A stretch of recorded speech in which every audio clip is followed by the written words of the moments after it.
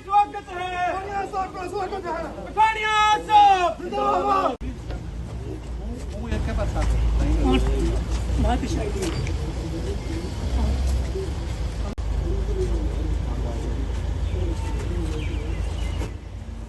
पठानिया साहब स्वागत है भाई, स्वागत है। 50वीं वर्षगांठ थी नेशनल इंटरनेशनल कॉन्फ्रेंस जो स्टेट लेजिस्लेचर्स की, जिसमें 1000 के पास प्रतिनिधि पूरे दुनिया के जिसमें शमूलियत की और भारत की ओर से और भारत का प्रतिनिधित्व रिप्रेजेंटेशन करने का मौका मिला। मजबूती के साथ बात की।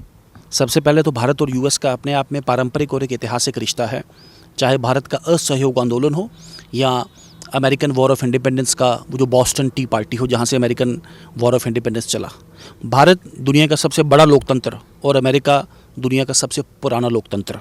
तो इस ऐतिहासिक रिश्ते को कामयाब करते हुए भारत ने भी अंग्रेज़ी रूल के खिलाफ लड़ा, अमेरिका ने भी अंग्रेज़ी रूल के खिलाफ लड़ा। तो इसी रिश्ते को कायम रखते हुए बेहतर भारत और यूएस एक रिलेशनशिप की बात वहाँ की गई। भारतीय डायस्पोरा, जो भारतीय मूल के जो लोग हैं, जो वहाँ की अर्थव्यवस्था का एक बहुत इंपॉर्टेंट पार्ट है, जो 50-50 वर्ष से वहाँ पे रह रहे हैं, वहाँ के मूल नागरिक हैं और वहाँ की अर्थव्यवस्था में कंट्रीब्यूट कर रहे हैं, उनसे भी आह्वान किया गया वो भी भारत में आए।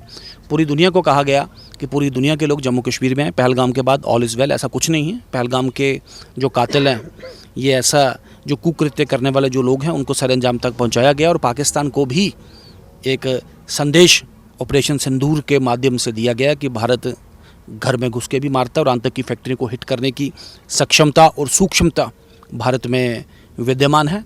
भारत में एक इस तरीके का एक जो माहौल बनने के बाद मैंने बार बार कहा है कि जम्मू कश्मीर में ऑल इज़ वेल, सभी लोग यहाँ आए।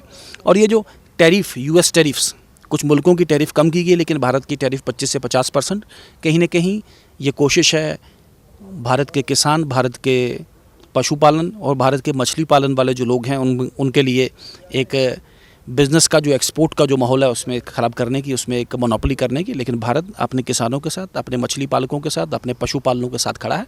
भारत लड़ेगा, संघर्ष करेगा और भारत फलेगा, भारत फूलेगा और नरेंद्र मोदी जी के नेतृत्व में विश्व की नंबर 3 अर्थव्यवस्था बनेगा भारत, बन के दिखाएगा भारत।